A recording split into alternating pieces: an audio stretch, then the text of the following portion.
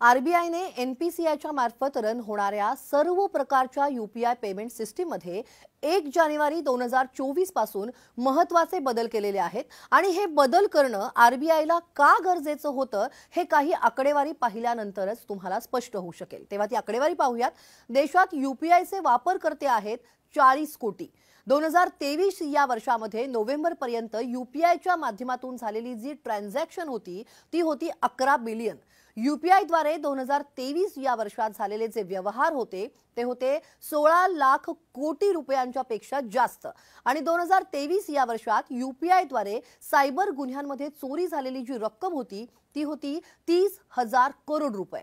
तेव्हा येत्या 3 वर्षामध्ये यूपीआयचा जो अपेक्षित वापर आहे तो होऊ शकतो असा अंदाज वर्तवण्यात आलाय, तो आहे 100 बिलियन ट्रान्झॅक्शन्स। आता या सगळ्या आकड्यांवरून तुम्हाला कळलं असेलच की सायबर गुन्हेगारांकडून यूपीआयच्या द्वारे केल्या जाणाऱ्या फसवणुकीची जी रक्कम आहे ती खूप मोठी आहे आणि त्यामुळे सुरक्षेच्या कारणास्तव आरबीआयने हे बदल केलेले आहेत। ते नेमके कोणते बदल आहेत ते आपण पाहूयात।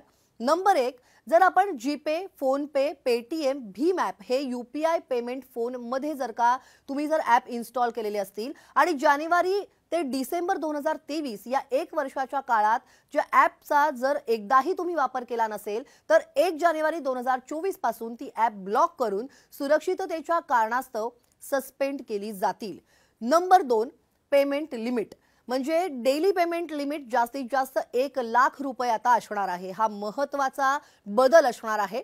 नंबर 3, स्पेशल पेमेंट लिमिट फक्त हॉस्पिटल्स आणि शैक्षणिक संस्था यांना 1 दिवसासाठी जास्तीत जास्त 5 लाख रुपये हे लिमिट असणार आहे। म्हणजे आता हॉस्पिटल किंवा शाळा कॉलेजेसची जी रक्कम असणार आहे ट्रान्झॅक्शनची ती 5 लाख रुपयांपर्यंतची असेल। 5 लाख रुपयांपर्यंतची फी आता यूपीआय द्वारे तुम्हाला भरता येऊ शकते। नंबर 4, ट्रान्झॅक्शन सेटलमेंट टाइम हे फार महत्त्वाचं आहे। 2000 पेक्षा जास्त रकमेचं जर का सेटलमेंट व्हायचं असेल, करायचं असेल तर आता 4 तास लागणार आहेत। आरबीआयने सायबर गुन्हेगारी रोखण्यासाठी हा अत्यंत महत्त्वाचा बदल केलेला आहे। आतापर्यंत ट्रान्झॅक्शन झालं की लगेचच विक्रेत्याच्या अकाउंटला पैसे जमा व्हायचे, पण आता जानेवारी 2024 पासून तुम्ही कोणत्याही नवीन व्यक्तीला किंवा शॉपला किंवा ऑनलाईन जर तुम्ही काही खरेदी केली असेल तर 2000 पेक्षा जास्त रक्कम यूपीआयने पेड केली असेल तर त्या विक्रेत्याच्या अकाउंटला ती रक्कम जमा होण्यासाठी 4 तास लागणार आहेत। पण तुम्ही त्या व्यक्ती किंवा दुकानदाराला नेहमी म्हणजे जर तुम्ही फ्रिक्वेंटली यूपीआय द्वारे जर तुम्ही पेमेंट करत असाल तर हा नियम तुम्हाला लागू होणार नाहीये।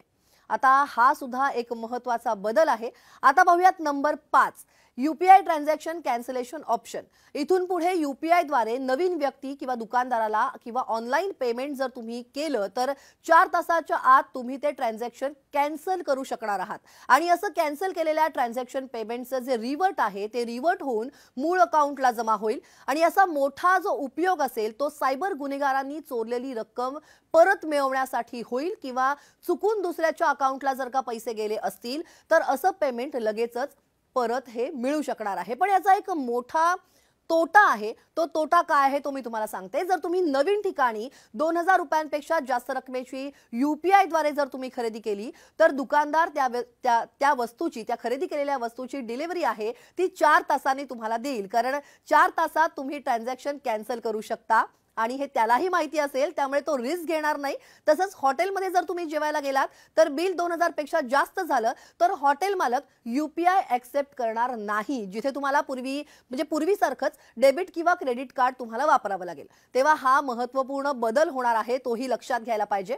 आता पाहूयात नंबर 6, विक्रेत्यानं खरं नाव डिस्प्ले होणार आहे। आता विक्रेत्याचं खरं नाव डिस्प्ले होणार आहे। म्हणजे बऱ्याच वेळा आपण पाहतो की बऱ्याचदा आपल्या मोबाईलमध्ये एखादा नंबर विशिष्ट नावाने सेव्ह असतो, नंतर ती व्यक्ती आपला मोबाईल नंबर बदलते किंवा मोबाईल कंपनी 6 महिन्यांपासून जर तो जो मोबाईल नंबर असेल तो तुम्ही रिचार्ज केलेला नसेल किंवा बंद असेल तर नंबर दुसऱ्या कोणाला तरी ती मोबाईल कंपनी नंबर देऊन टाकते। मग आपण आपल्या मोबाईलमध्ये सेव्ह असलेल्या नंबरवरती अशा वेळेला आपण जर चुकून पेमेंट करतो आणि ते जातं भलत्याच व्यक्तीला किंवा ट्रू कॉलरला नाव वेगळं दिसतं आणि बँक अकाउंट वेगळ्याच नावाने असतं।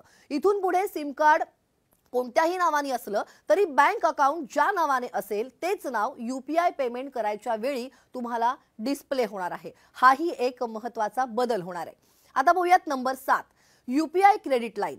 यूपीआय द्वारे पेमेंट करण्यासाठी बँकेत पैसे शिल्लक असणं हे आवश्यक आहे, पण आता तुम्ही तुमच्या बँकेला रिक्वेस्ट करू शकता आणि शिल्लक रकमेच्या पेक्षा जास्त रक्कम खर्च करू शकता। म्हणजे तुमची बँक तुमचं track record, CIBIL score check करून ही फॅसिलिटी ओव्हरड्राफ्ट किंवा सीसी सारखी तुम्हाला देऊ शकते।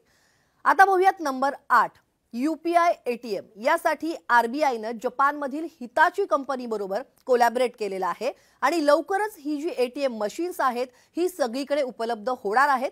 जसं डेबिट आणि क्रेडिट कार्ड स्वॅप करून एटीएम मधून तुम्ही कॅश काढू शकता, तसंच आता यूपीआय क्यूआर कोड स्कॅन करून तुम्ही या मशीनवरून कॅश तुम्हाला काढता येणार आहे।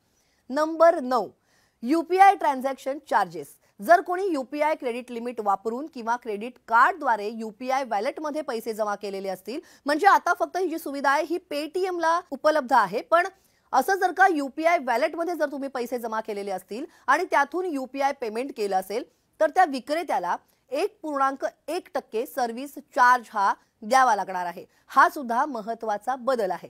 तेव्हा अजूनही काही सर्व्हिसेस प्रस्तावित आहेत, तसंच ह्या यूपीआय सर्व्हिसेसच्या इम्प्लिमेंटिंग मध्ये येणाऱ्या अडचणींचा अभ्यास करून हे नियम एनईएफटी, आरटीजीएस या ऑनलाईन पेमेंटसाठी सुद्धा लागू होण्याची शक्यता आहे आणि लवकरच आरबीआयच्या वतीनं त्याबद्दल ऑफिशियल अनाउन्समेंट सुद्धा केल्या जाऊ शकतात। तेव्हा हे महत्त्वपूर्ण बदल 1 जानेवारीपासून होणार आहेत, 1 जानेवारी 2024 पासून होणार आहेत आणि ही माहिती जी आहे ती तुम्हाला नक्की उपयोगी पडेल। ही माहिती तुम्हाला कशी वाटली ते कमेंटमध्ये सांगायला विसरू नका आणि हा व्हिडिओ जास्तीत जास्त शेअर करा।